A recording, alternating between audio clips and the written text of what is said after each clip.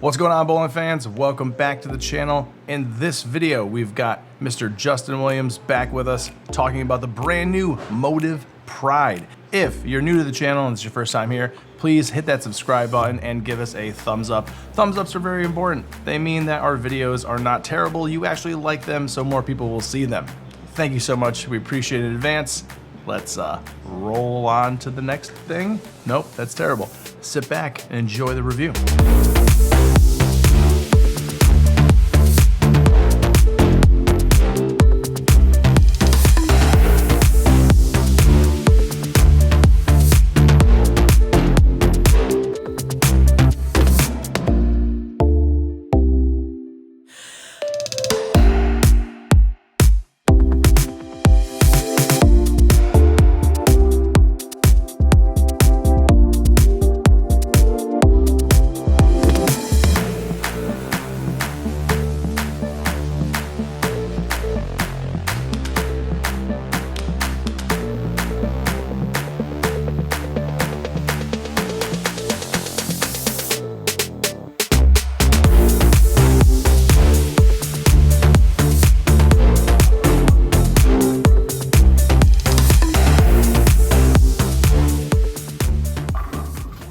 All right, everybody, Justin's right there. I'm right here. We're talking about the Motiv Pride. He's looking up some information. Just to get this out of the way, he bowled at Bowlerama on this review, and this was on the house shot. Carbon, 42 feet, Pro Anvil. It's a house shot. It should be easy. There you have it. Justin, cover stock core. Numbers 2.5, 042, and 010. It is the Dominion core.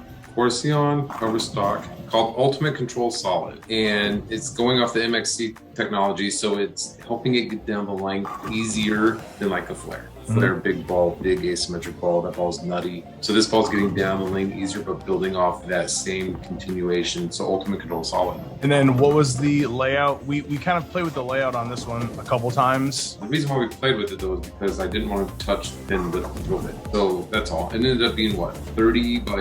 It was like 35, 3 3/4, 30. 30, yeah, again. After you shot this and then we talked, you said that you kind of wished that you went with something just a hair weaker, correct? True. Only because, so think benchmark ball. This is their ultimate benchmark ball, which makes sense to me because it's asymmetric, so you can tweak it to how you want, how you play. Right. That is like the biggest thing I do like about this ball, because if you go with just a symmetric ball, it is what it is. But being an asymmetric ball, you can play with it, you can tweak it, you can really fine tune it into your benchmark ball if needed. So I think it's better than a symmetric ball for benchmark ball if you're having that hard time finding that layout that you like. So you kind of read my mind just now. I was not shocked because nothing surprises you anymore, but normally companies don't reference benchmark and asymmetric in that same sentence. You know, usually symmetric ball, because they are rounder, they're going to shape a little bit differently than an asymmetric on the lane. It was surprising to see Motiv kind of go this route and use that terminology for that ball. Yeah, but what's cool though is that with Motiv doing this, how many companies do you know that put an asymmetric ball in every part of their lineup? I mean, if I sat down and thought about, I don't know, maybe Ebonite back in the day, a bunch of years ago. I remember them having like a very weak asymmetric in either their entry level stuff. Yeah, there was something in there that was like. Sure, but think about it though. So mine is the bottom line, which is the thrills and the tank, right? Your tank. Your next one up is the Venom recoil. This one is your benchmark asymmetric, so it's above the Venom line. And then you have your Trident, and then you have the Nemesis and the Horizon, and then you go up to the Jackal line. So like, where do you see it from top to bottom, all asymmetric if you need to, which is good because the no-way hole. Not often, that's for sure. And I feel like maybe a lot of companies might see what they're doing and then take this idea and sort of like shift it over, because it is easier to take that asymmetric shape and dial it in a little bit better. My only concern is that cost though. You know, your cost is going to be a little bit higher because those asymmetric shapes are a little bit harder to make, or they're more expensive to make. A lot of companies, you're not going to pay that much money for a benchmark ball, because that should be in that like 170 or 190-ish range, I would put it, this could change the game, you know, because if this is the ball that everyone's buying for league and it's maybe their A ball for like house bowlers or like recreational bowlers or like, you know, mid-level advanced bowlers, maybe this is the niche that they need to fill that space. Not only that though, but like think of like drilling options, I guess you can say, but like those people who throw really hard and need the ball to get started up even sooner than a symmetrical ball. Rev dominant players who you can slow that ball down and then get it to where you need it to go. Yeah. If you can, and then the no weight whole thing, that's going to play a big factor in everything. Challenged people would be like, I'm going to go towards it. Don't get me wrong, because on a sports shop, it'll help me more. It's going to help me stay in my general zone of where I like to play on the lane versus try and move way over or do a bunch of things with angles that I normally don't like to do. Then you're just balling up and down. So when you go that route, I think this might be a really good thing. Totally agree. I feel like what you just said, where if you have a ball in your hand that you have to move your feet to accommodate for the ball, then you probably don't have the right ball in your hand for the pattern you're bowling on. And that's a pretty good point to make for anyone that is curious about what they should do for a benchmark ball. I know we keep on using that terminology, but just because the ball is great and you like it, if you've got to change yourself to adjust for the ball, maybe it's not the right ball in your hand for that, you know, that lane or wherever you are. Woof, woof. Hold on. Mailman. Say hi, Fred J. That's going in the video. Say hi, Fred. Vader, Jack Vader. On Carbon, how did it perform? So I've noticed, which I need to stop doing, is I need to stop playing golf and then go bowling. It just doesn't work for some reason. Burning yourself out. No, not only that, but like I'm all sweaty. My hands were sweaty. I just couldn't get them dry. It felt like I had to control the ball. I felt like I had to do a lot of stuff. So as I was playing, I threw like one good shot and then I couldn't hit the headpin for like 10 shots. The ball would just go left and it would stay left. And my hand just came off the ball flat, and it is what it is. Reminded myself, just stay loose. I don't have to throw the ball hard. I don't have to do anything.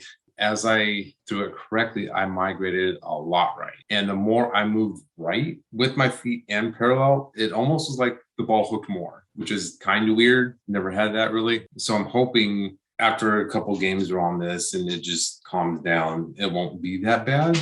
I just kept on moving right and it kept on going. The one thing I do like about this is I want to say it's not a slow reacting ball like the Ripcord Velocity. That was a pretty slow ball. Like, it's not very snappy off the spot. It's just very round, which I've come to like, because on the tougher pattern, you kind of want that. The roundness I like, but it's still quick enough, I should say.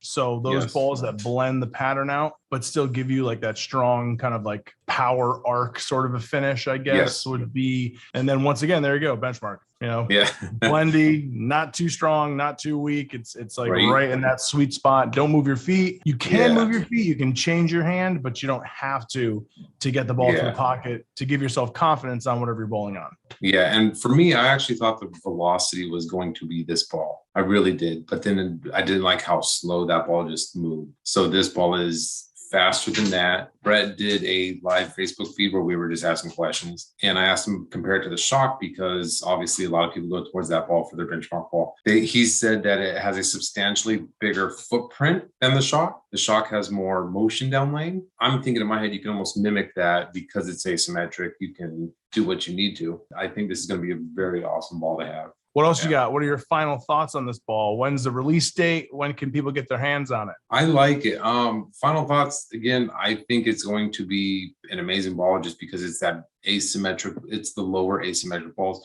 Me, no revs. I will need something like this. I know a lot of guys who throw it faster. My buddy like Alden out in Hawaii, he's on the faster side. He can drill this for a benchmark ball, and I think he'll like it a lot. It comes out on the 13th of October. Everything Motiv does right now, dude, is just so good. The Velocity was awesome. They're just getting better and better, man. Hey, you know, there comes a time where a company gets into its stride, and I feel like now they're in a really good, release schedule is really good. Their ball chart is filling out really nicely, and I feel like now is. If you guys haven't seen the ball chart, go look at the ball chart. Like, they've updated it. I can leave actually the ball chart link in the description below. So if you want to go check out the current ball chart, if you're lazy and don't want to go over motiv.com, but I'll should leave go to all that. motiv.com though. Obviously, Should. yeah, go check it out. But I kind of want to let everybody know if I miss the next ball review, I'll do it eventually. I'm going on a hiatus. I'm having surgery. It's kind of a big deal. I'm not going to throw it out there, but it is kind of a big deal.